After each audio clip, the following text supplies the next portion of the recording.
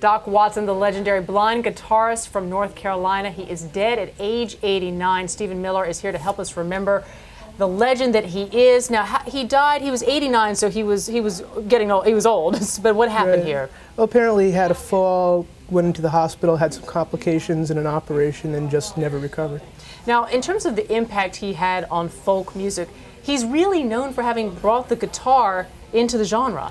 In some ways, yeah, the guitar is surprisingly a late entry into American folk music, which was more about the banjo and the fiddle in some ways.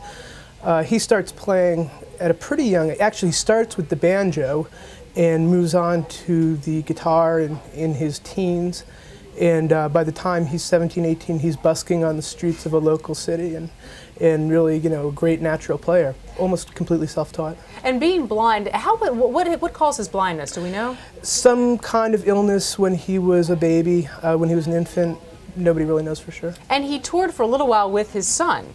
For quite a while, actually, for more than a decade, for almost 2 decades, he toured with his son Merle, who also was his driver. They toured together. He liked to say that Merle was a better picker than he was.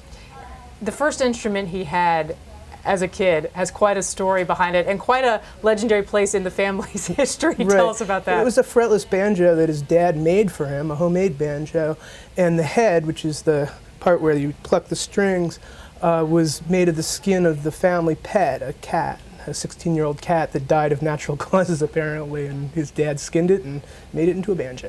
Where did the nickname Doc come from?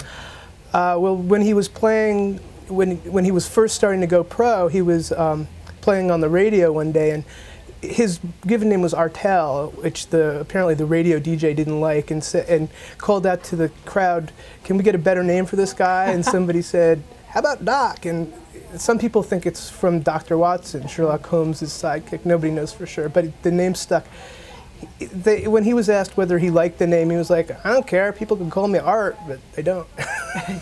Well, you know what? It did stick. It's a good one. 3 letters is always good for a nickname, I think. Sure. There were different circuits of music that were performing music with the same sort of history. Tell us a little bit about how Doc fit into that. Yeah, the roots music thing went off in a lot of different directions. You've got your Grand Ole Opry, you've got Bill Monroe and the whole bluegrass circuit, and then you've got the folk music revival, which Doc comes to kind of late in about '63 when he played the Newport Folk Festival and made a big sensation there. And from then on, he was touring college campuses in northern cities and stuff. Completely different place for somewhat similar music. Any one song you think Doc Watson will be remembered for, Stephen?